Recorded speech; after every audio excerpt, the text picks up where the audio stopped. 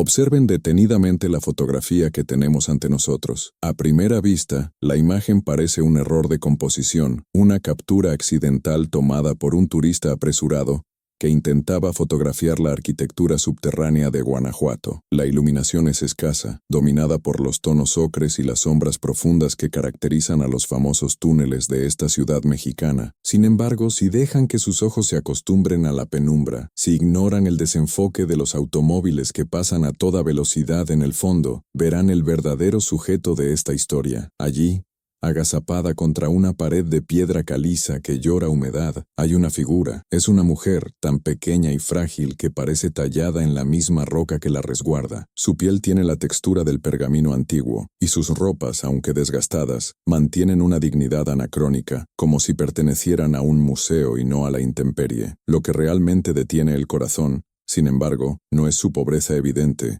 sino su mirada. Sus ojos no miran a la cámara, miran a través del tiempo. No están vacíos, están llenos de una espera que ha durado más de lo que una vida humana debería permitir. Esta es Altagracia, y la ciudad dice que ha perdido la razón, pero la fotografía sugiere algo mucho más inquietante, que ella es la única que recuerda una promesa que el resto del mundo ha olvidado. Antes de descender juntos a las profundidades de esta historia y descubrir por qué esta mujer desafía el paso de las décadas en la oscuridad, te invito a que hagas clic en el botón de suscripción y actives las notificaciones. Historias como la de Altagracia corren el riesgo de desaparecer si no hay nadie para escucharlas, y tu apoyo nos ayuda a mantener viva la memoria de los olvidados. Para entender a Altagracia, primero debemos entender el lugar que ella llama hogar. Guanajuato no es una ciudad común, es un laberinto vertical, un organismo de piedra que crece tanto hacia el cielo como hacia las entrañas de la tierra. Sus túneles no son simples pasos a desnivel, son las venas antiguas de una urbe que se construyó sobre el cauce de ríos secos y plata robada. El aire allí abajo es denso, cargado con el olor de la gasolina quemada, el musgo y el polvo de siglos. Es un lugar de tránsito, un espacio liminal donde nadie se detiene voluntariamente, nadie, excepto ella, la gente local, los taxistas que conocen cada curva ciega, y los comerciantes que bajan sus cortinas al atardecer, la conocen como la novia de piedra. Dicen que lleva allí tanto tiempo que el hollín de los escapes de los coches se ha incrustado en sus arrugas, volviéndola parte de la infraestructura, tan inamovible como los adoquines. La fotografía fue tomada hace apenas unos meses, pero la postura de Altagracia es la misma que describen los abuelos de la zona cuando eran niños. Ella se sienta en un pequeño taburete de madera, con las manos cruzadas sobre el regazo, sosteniendo un relicario de plata que el tiempo ha ennegrecido. No pide limosna. Si alguien le ofrece una moneda, ella simplemente niega con la cabeza, con una gentileza aristocrática que desconcierta a los transeúntes. No está allí por dinero, está allí por una cita. Y aquí es donde la historia deja de ser una crónica de la indigencia para convertirse en una tragedia histórica. Altagracia afirma,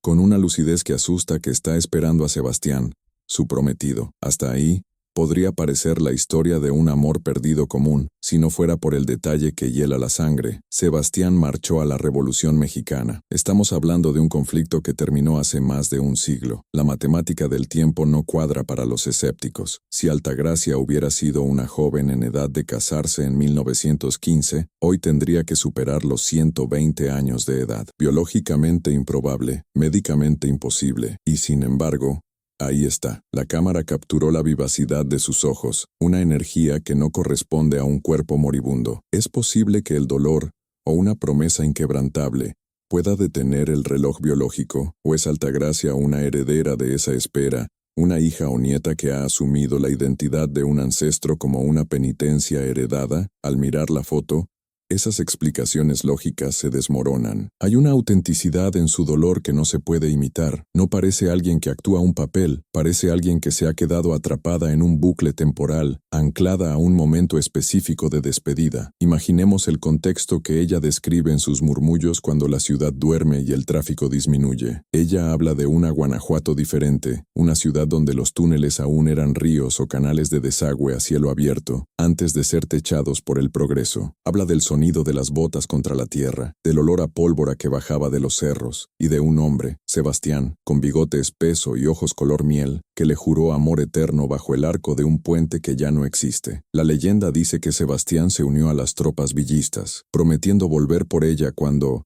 el plomo dejara de volar. Acordaron encontrarse en ese punto exacto, donde la geografía de la ciudad formaba una garganta natural, un refugio contra el caos de la superficie. «Espérame donde la tierra nos abrace», le dijo él, y ella lo tomó al pie de la letra. La tierra, eventualmente, los abrazó literalmente cuando la ciudad construyó sus calles sobre ellos, convirtiendo el punto de encuentro en un túnel subterráneo. Pero ella no se movió. El mundo cambió. El cielo se cerró sobre su cabeza. Los caballos fueron reemplazados por automóviles y las lámparas de aceite por luces de neón ámbar, pero Altagracia permaneció. En la imagen se puede ver un detalle que a menudo pasa desapercibido. A su lado, en el suelo sucio, hay un pequeño pañuelo bordado. Está impecable, en marcado contraste con la mugre del entorno. Es como si ella lo lavara cada noche en alguna fuente invisible para tenerlo listo para el regreso de él. Ese pañuelo es el símbolo de su resistencia. Representa la negativa absoluta a aceptar que el pasado ha muerto. Para Altagracia, la revolución no es un capítulo en un libro de historia escolar, es el presente continuo. Ella vive en un estado de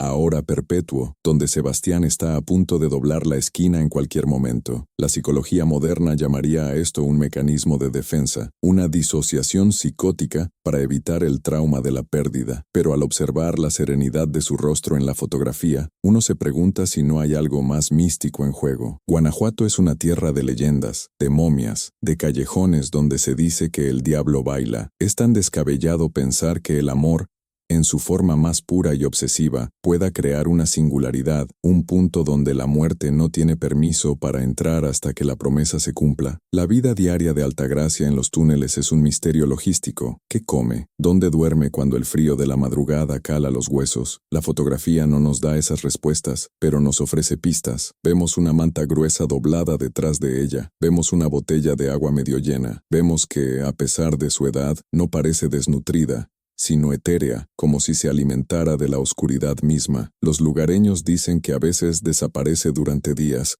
solo para reaparecer en el mismo lugar, en la misma posición, como si se hubiera desvanecido en la pared y vuelto a materializarse. Algunos conductores nocturnos aseguran haberla visto hablando sola, pero con una gestualidad que sugiere un interlocutor invisible. Ríe, asiente, a veces llora en silencio. ¿Está hablando con los fantasmas de la revolución? ¿O es que el tiempo en los túneles de Guanajuato no fluye de manera lineal, y ella realmente puede ver fragmentos de un pasado que se superpone con nuestro presente? El fotógrafo que capturó esta imagen comentó después que, al acercarse a ella, sintió una bajada brusca de temperatura. No era el frío húmedo habitual del subsuelo, sino un frío seco, eléctrico. Altagracia levantó la vista y por un segundo, él sintió que ella no lo veía a él, sino a alguien detrás de él. ¿Eres tú, muchacho?, preguntó ella con una voz que sonaba como hojas secas arrastradas por el viento. Cuando el fotógrafo negó con la cabeza, ella simplemente volvió a bajar la mirada a su relicario, perdiendo todo interés en el mundo moderno. Ese breve instante de esperanza y decepción es lo que define su existencia. Cada paso que resuena en el túnel es una posibilidad. Cada sombra que se alarga es una promesa. Vive en una tortura constante de expectativa, repetida miles de veces al día, durante décadas. Hay una crueldad inherente en la arquitectura de su espera. Los túneles de Guanajuato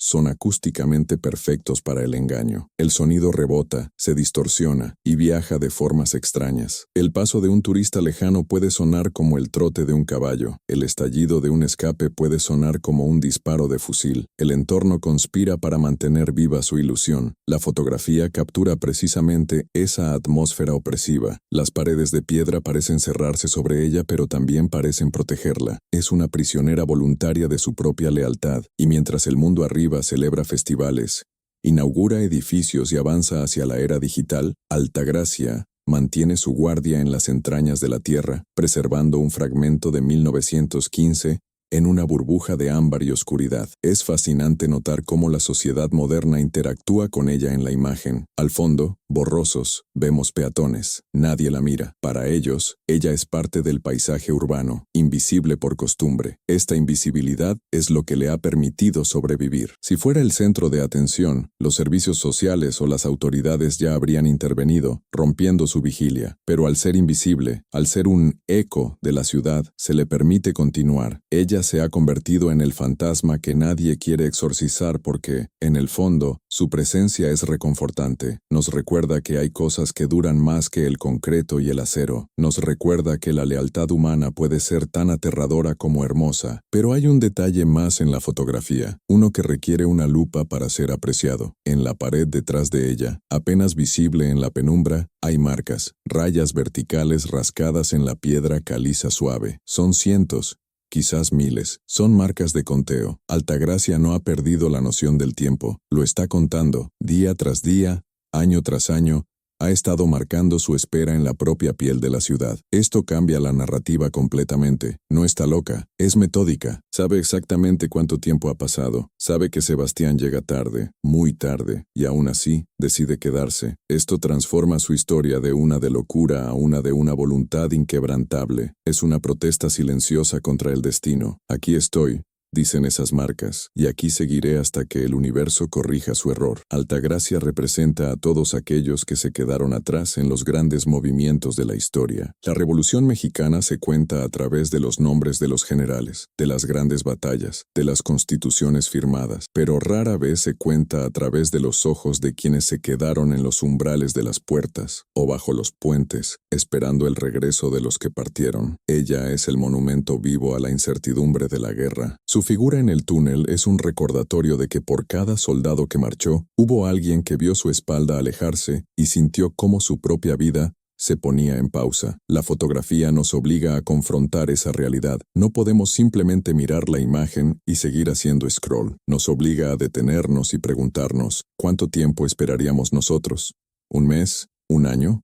¿Una vida entera? La luz en la fotografía sugiere que es el atardecer. La luz natural que se filtra por las bocas de los túneles está menguando, dando paso a la iluminación artificial naranja que baña la escena en un tono casi infernal. Este es el momento del día más difícil para Altagracia. Es cuando la ciudad de arriba se va a dormir y los túneles se vuelven territorio de lo desconocido. Es cuando la soledad se siente más pesada. Sin embargo, en la imagen, su postura no denota miedo, su espalda está recta, hay una nobleza en su resistencia. Ella es la reina de este inframundo de asfalto y piedra. Ha sobrevivido a inundaciones, a terremotos, a crisis económicas y a pandemias. Todo desde su pequeño taburete de madera. Nada la ha movido porque su misión es más fuerte que cualquier calamidad externa. El misterio se profundiza cuando consideramos el relicario que sostiene. En ampliaciones de la imagen, se ha intentado ver qué hay dentro, pero sus dedos huesudos lo cubren celosamente. Contiene una foto de Sebastián, un mechón de pelo, o está vacío, y el verdadero Sebastián vive solo en su mente. Algunos teóricos de lo paranormal que han analizado el caso de la novia de piedra sugieren que el objeto actúa como un ancla, que mientras ella lo sostenga no puede morir, que ha hecho un pacto, consciente o inconscientemente, para suspender su mortalidad hasta el momento del reencuentro. Esta idea, aunque fantástica, resuena con la atmósfera mágica de Guanajuato. Es una ciudad donde la línea entre la vida y la muerte es delgada, casi transparente, y Altagracia parece estar sentada justo sobre esa línea. La textura de su ropa en la foto también cuenta una historia. Lleva un rebozo, una prenda tradicional mexicana, pero el patrón del tejido no es moderno. Expertos textiles que han visto la imagen sugieren que el tipo de telar y el teñido corresponden a técnicas de principios del siglo XX, raramente vistas hoy en día, fuera de colecciones privadas. ¿Cómo ha mantenido esa prenda intacta durante tanto tiempo? ¿O es que ella misma lo remienda con hilos sacados de la nada, en una labor de Sísifo textil? Cada hilo de ese rebozo es un nervio expuesto, una conexión con el pasado que se niega a romperse. La ropa no es un disfraz, es su piel. Quitarle ese rebozo sería como arrancarle la identidad. A medida que nos adentramos más en el análisis de esta imagen, la figura de Sebastián El prometido ausente comienza a tomar una forma casi mítica. ¿Quién era él? ¿Sabía él, mientras moría en algún campo de batalla olvidado del norte o del sur, que había condenado a esta mujer a una eternidad de espera? O tal vez no murió, tal vez volvió, pero la ciudad había cambiado tanto que no pudo encontrar el lugar, o a ella. Esa es quizás la tragedia más cruel que podemos imaginar, que Sebastián hubiera regresado, años después, buscando el puente, y encontrara solo un túnel oscuro, pasando de largo sin ver a la mujer agazapada en las sombras. La posibilidad de un desencuentro, de dos amantes separados por apenas unos metros de oscuridad o unos minutos de tiempo, añade una capa de desesperación a la escena. La fotografía de Altagracia es un espejo oscuro, nos muestra lo que sucede cuando el amor se vuelve absoluto, cuando se elimina la variable del olvido, que es tan necesaria para la supervivencia humana. Olvidamos para poder seguir viviendo, para sanar. Altagracia no ha sanado porque no ha olvidado. Su herida está tan fresca hoy como el día en que Sebastián se fue, y esa herida abierta es lo que la mantiene viva. Es una paradoja vital. El dolor que debería matarla es lo que le da la energía para seguir respirando. Ella es una mártir de la memoria. Mientras cerramos este primer acercamiento a la imagen, la oscuridad de los túneles parece tragarse los bordes de la fotografía. Nos quedamos con la sensación de que estamos intrusando en un momento sagrado. Altagracia no está posando para nosotros.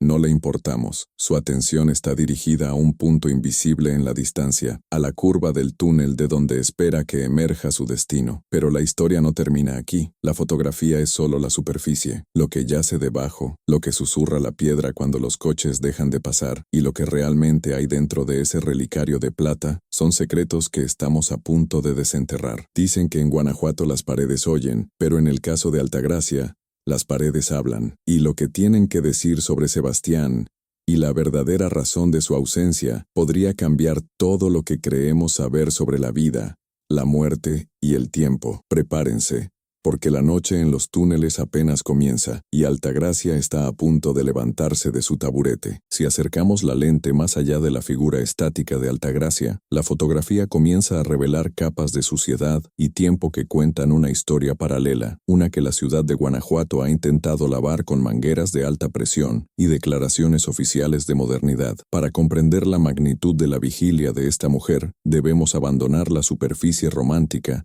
de la espera por amor y adentrarnos en la brutalidad física de su entorno. Los túneles de Guanajuato no fueron diseñados para la vida humana, fueron concebidos para el agua, para drenar la furia de las lluvias que antaño ahogaban la ciudad, y luego para el flujo incesante de vehículos. Son gargantas de piedra donde el monóxido de carbono se asienta como una niebla pesada y tóxica. Sin embargo, en la imagen, la piel de Altagracia no muestra los signos de asfixia que cualquier otro ser vivo presentaría tras una semana en ese lugar. No hay la palidez verdosa de la intoxicación. Su supervivencia es el primer milagro inquietante que desafía a la ciencia forense y sugiere que ella ya no respira el mismo aire que nosotros. En la esquina inferior izquierda de la fotografía, casi fuera de cuadro, hay una sombra alargada. Pertenece a un hombre que no aparece en la toma, pero cuya presencia fue crucial para la leyenda local. Se trata de Fausto, un taxista nocturno que, durante 40 años, recorrió esas arterias subterráneas. Fausto ya falleció, pero sus bitácoras y testimonios a sus nietos nos dan el contexto que la imagen muda no puede. Él contaba que Altagracia no siempre está sentada. Hay momentos, en las horas muertas de la madrugada, cuando los túneles quedan en un silencio sepulcral, en los que ella se levanta, pero no camina como una anciana. Fausto juraba que sus movimientos eran fluidos, rápidos, como los de una muchacha joven bailando un vals invisible sobre los adoquines manchados de aceite. En esas noches, ella no miraba hacia la entrada del túnel esperando una llegada. Ella miraba hacia la pared sólida, hablándole a la roca como si esta fuera una ventana abierta a 1915. La fotografía nos invita a centrarnos en el relicario de plata que ella protege con tanto celo. En este segundo acto de nuestra narración, debemos revelar lo que Fausto vio una noche de tormenta, cuando un relámpago iluminó la boca del túnel y Altagracia, sobresaltada, dejó caer el objeto por un instante. El relicario se abrió. No había un retrato de un soldado apuesto dentro. No había un rizo de cabello. Lo que Fausto vio brillar en el suelo húmedo fue una bala de fusil Mauser,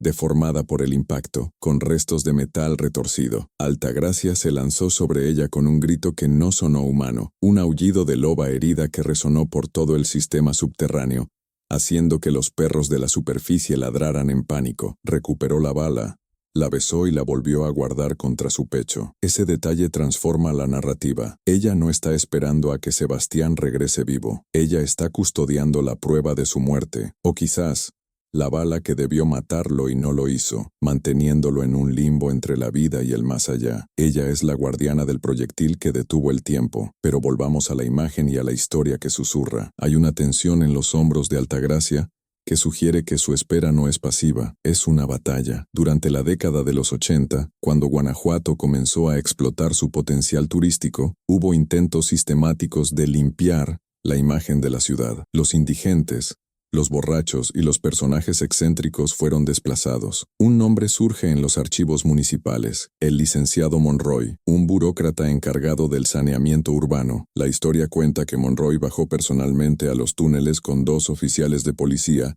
para remover a la vieja del túnel. La fotografía que analizamos podría haber sido tomada poco después de ese incidente, lo que explicaría la intensidad defensiva en su mirada. Según el informe policial, que fue archivado y luego perdidamente extraviado, Monroy intentó levantar a Altagracia por el brazo. Lo que sucedió a continuación es materia de susurros en las cantinas locales. El licenciado, un hombre corpulento, no pudo moverla. No es que ella se resistiera con fuerza física, es que pesaba como si estuviera hecha de plomo, o como si estuviera atornillada al centro de la tierra. Al tocarla, Monroy retrocedió gritando que le quemaba, no fuego sino hielo, un frío tan intenso que le dejó una marca de congelación en la mano derecha, una cicatriz con forma de dedos que llevó hasta el día de su muerte. Los oficiales, aterrorizados, dijeron que por un momento la luz de las lámparas parpadeó y vieron, detrás de la anciana, sombras de hombres armados con sombreros de ala ancha y cananas cruzadas al pecho, de pie en formación militar, protegiéndola. Desde esa noche, la ciudad llegó a un acuerdo tácito. Altagracia no se toca. Ella es parte de la estructura, un pilar de carga místico que sostiene la ciudad sobre sus hombros frágiles. Esta anécdota nos lleva a reconsiderar el entorno de la fotografía. Las paredes del túnel detrás de ella no son solo piedra, son estratos de historia. Guanajuato es una ciudad construida sobre sus propios muertos. Antes de ser túneles, estos eran lechos de ríos,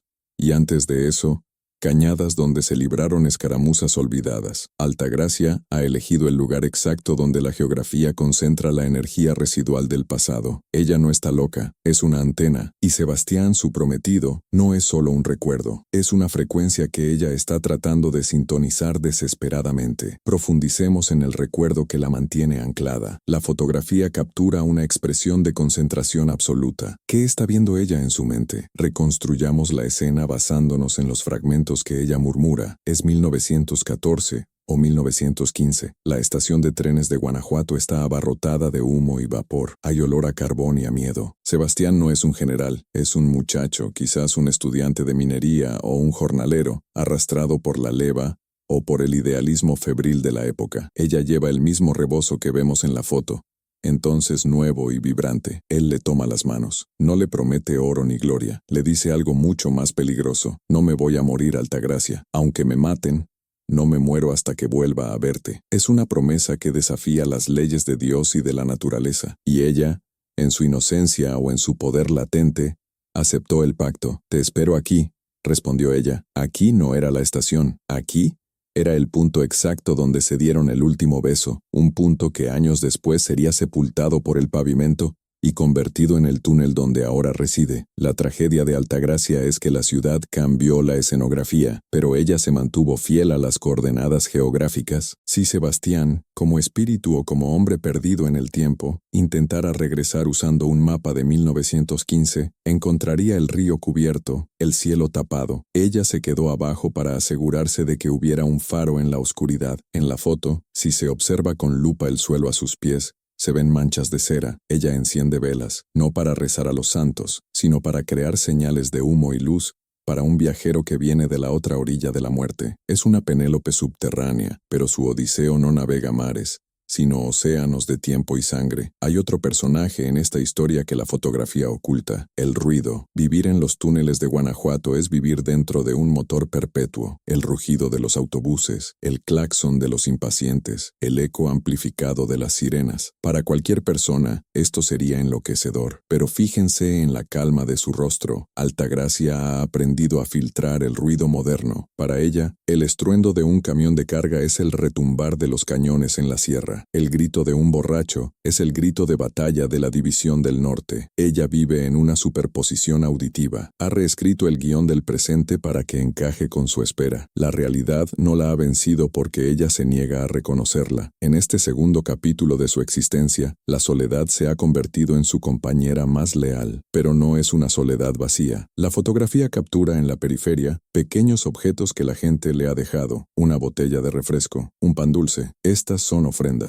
Sin saberlo, los guanajuatenses han elevado a Altagracia a la categoría de santa popular pagana. Se dice, entre los estudiantes universitarios que pasan por ahí de noche, que si le dejas una moneda y le pides que tu amor regrese, ella intercede. Es irónico y cruel. La mujer que no puede recuperar a su propio amor se ha convertido en la patrona de los amores imposibles de otros. Ella acepta las ofrendas, pero nunca las usa para sí misma. Las acumula en un rincón, como si estuviera guardando provisiones para cuando Sebastián llegue con hambre del frente de batalla. La luz en la fotografía revela una textura extraña en sus manos. Están callosas, pero no de trabajo manual pesado, sino de frotar. Frotar el relicario, frotar la piedra, frotar el rebozo. Es la erosión de la ansiedad repetitiva. Esa fricción constante es la única manera que tiene de medir el paso del tiempo, ya que en el túnel no hay sol ni luna, solo la luz artificial perpetua. Para Altagracia,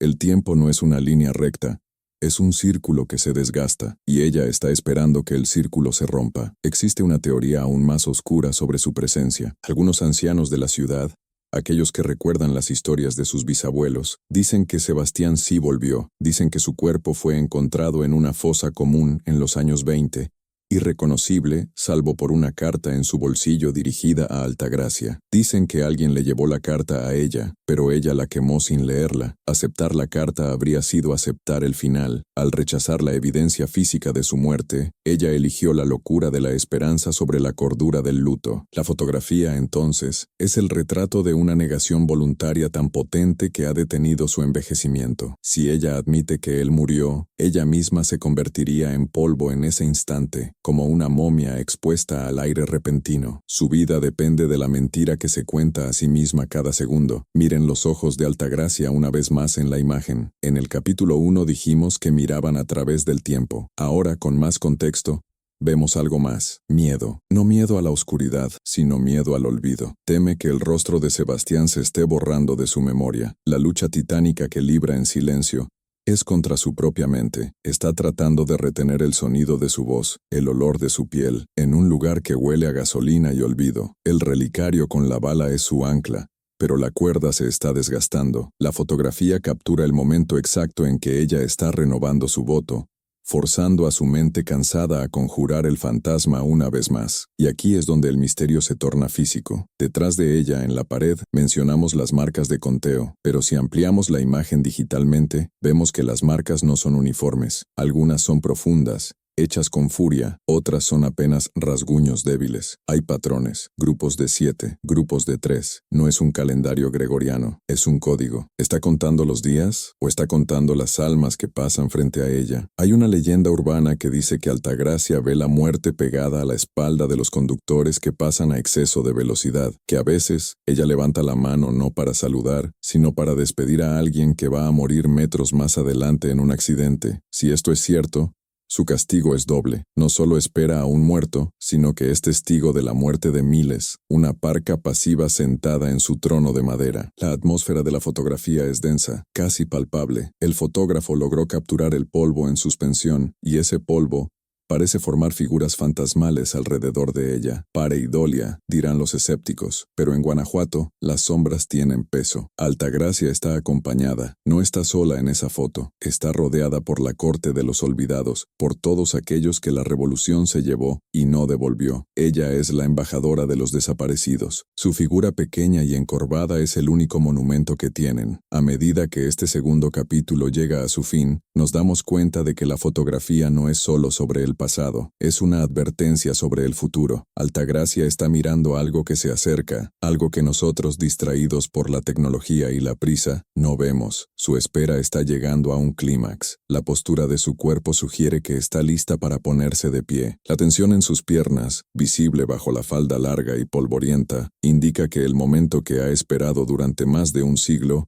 podría estar a punto de ocurrir. ¿Ha escuchado finalmente el paso correcto entre millones de pasos equivocados? ¿Ha sentido el cambio en la presión del aire que anuncia la llegada de Sebastián? La historia de Altagracia nos obliga a preguntarnos sobre la naturaleza del amor eterno. Siempre lo pintamos como algo hermoso, de cuentos de hadas, pero esta imagen nos muestra su rostro verdadero. Es terrible. Es sucio, es doloroso y es aterradoramente resistente. El amor eterno no es un beso al atardecer, es una anciana sentada en un túnel lleno de smog, sosteniendo una bala deformada y rechazando la muerte pura y dura. Prepárense, porque el capítulo final de esta saga revelará el desenlace de esta vigilia centenaria. La fotografía tiene un último secreto, un detalle en el fondo, en la oscuridad absoluta detrás de ella, que ha pasado desapercibido hasta ahora. Algo o alguien ha emergido de las sombras en el momento exacto del disparo de la cámara. La espera de Altagracia está a punto de terminar, pero no de la manera que nadie, ni siquiera ella en sus sueños más febriles, podría haber imaginado. La reunión se acerca, y los túneles de Guanajuato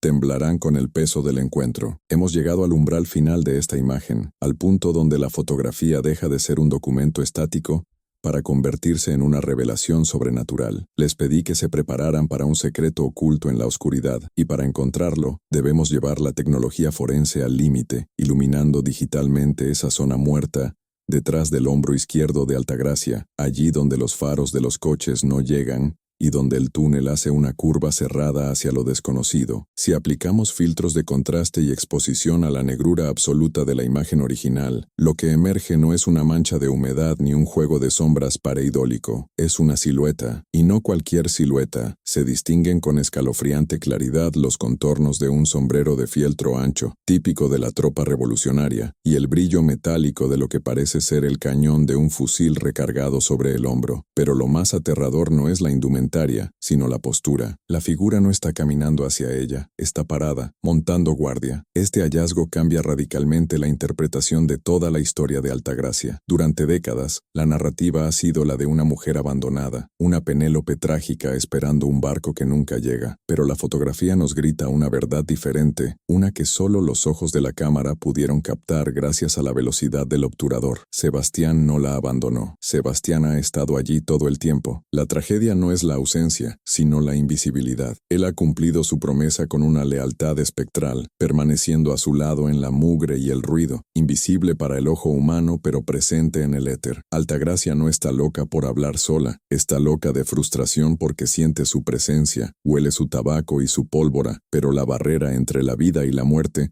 le impide verlo con la claridad con la que nosotros, irónicamente, podemos verlo ahora gracias a un sensor digital. Ella vive torturada por la cercanía de un fantasma que la protege pero que no puede abrazar. El fotógrafo, un joven documental que prefirió mantenerse en el anonimato tras la viralización de la imagen, confesó en un foro de fotografía analógica que, segundos después de tomar esta foto, el obturador de su cámara se atascó. Nunca volvió a funcionar. Fue como si la máquina hubiera visto algo prohibido y hubiera decidido suicidarse mecánicamente antes que capturar otra imagen mundana. Pero antes de irse, el fotógrafo escuchó algo. No fue el ruido del tráfico, fue un susurro, claro y gutural, justo al lado de su oído, a pesar de que estaba a varios metros de la anciana. La voz, masculina y joven, dijo una sola palabra: gracias. No fue Altagracia quien habló, fue el guardián de la sombra. Agradecía ser visto, ser reconocido, aunque fuera por una fracción de segundo en un chip de silicio. Esto nos lleva a replantear la misión de Altagracia en los túneles de Guanajuato. Si Sebastián está ahí, ¿por qué ella no se va? ¿Por qué no muere y se une a él? La respuesta yace en la bala que guarda en el relicario, ese objeto que analizamos en el capítulo anterior. Esa bala deformada no es un recuerdo de muerte, es un talismán de contención. Altagracia,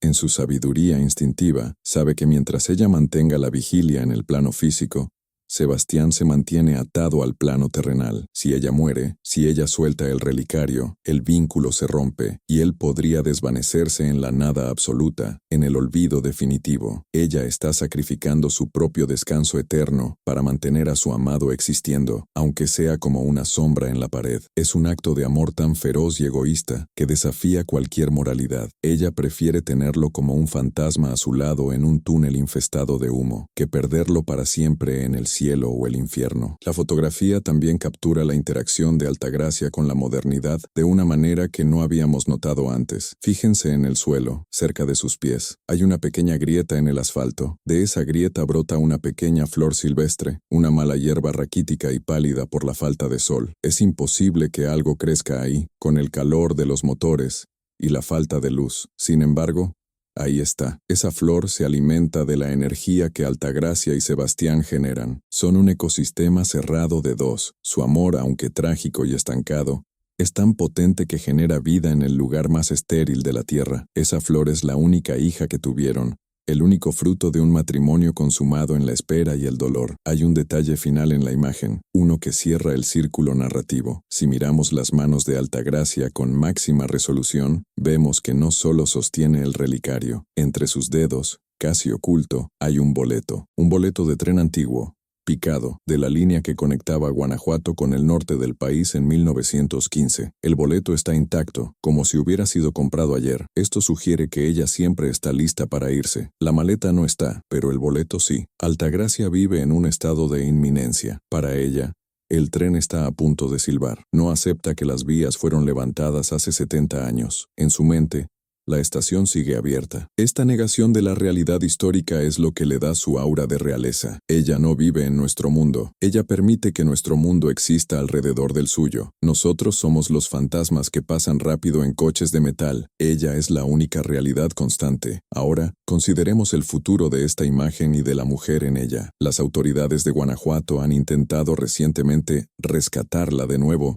citando razones de salud pública, pero cada vez que una ambulancia o una patrulla se acerca con la intención de llevarla, ocurren fallas mecánicas. Los motores se apagan, las radios emiten estática, las luces parpadean. Los paramédicos reportan una sensación de opresión en el pecho, un miedo irracional que los obliga a dar la vuelta. La ciudad misma, o la entidad que protege a Altagracia, ha declarado esa sección del túnel como territorio soberano. Es un santuario. La fotografía es entonces un documento de una zona de exclusión espiritual. Nos advierte, no toquen, no interfieran. Aquí hay fuerzas que no comprenden. Al mirar la foto por última vez, debemos confrontar la pregunta más dolorosa. ¿Qué pasará cuando Altagracia finalmente cierre los ojos? El día que su cuerpo biológico ceda, ¿qué pasará con el túnel? Los mitos locales dicen que el día que la novia de piedra muera, el túnel colapsará, que las piedras, cansadas de sostener el peso de la historia sin su testigo principal,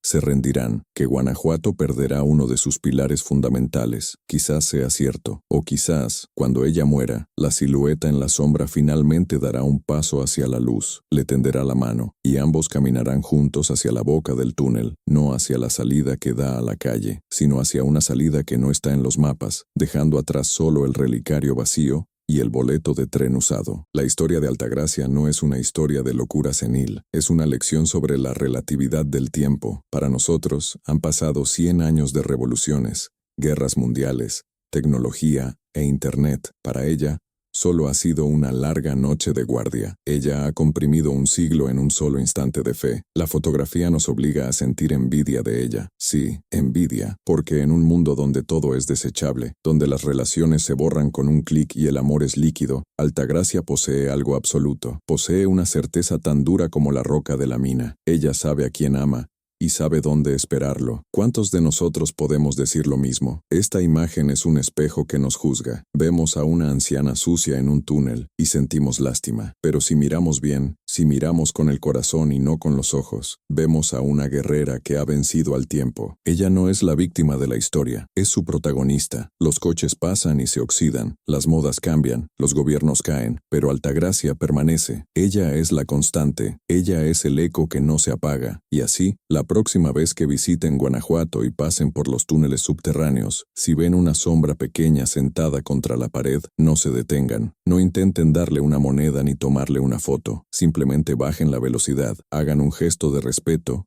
y sigan su camino, porque ahora saben que no está sola, saben que en la oscuridad detrás de ella hay un soldado con un fusil y ojos de miel que los está vigilando, protegiendo el sueño eterno de su prometida. Dejen que sigan en su burbuja de 1915, dejen que el amor, en su forma más extraña y terrible, triunfe sobre la lógica. La fotografía de Altagracia se desvanece en negro, pero la sensación que nos deja es imborrable. Nos recuerda que las historias más grandes no están en los libros de texto, sino sentadas en las aceras, invisibles, esperando a que alguien se atreva a preguntar ¿por qué? Gracias por acompañarme en este descenso a la oscuridad para encontrar la luz. Si esta historia ha tocado alguna fibra en su interior, si han sentido el frío del túnel y el calor de la promesa, les pido una última vez que le den me gusta a este video y se suscriban al canal. Su interacción es la luz que nos permite seguir revelando estos ecos olvidados. Hasta la próxima historia, donde quiera que una fotografía guarde un secreto esperando ser contado.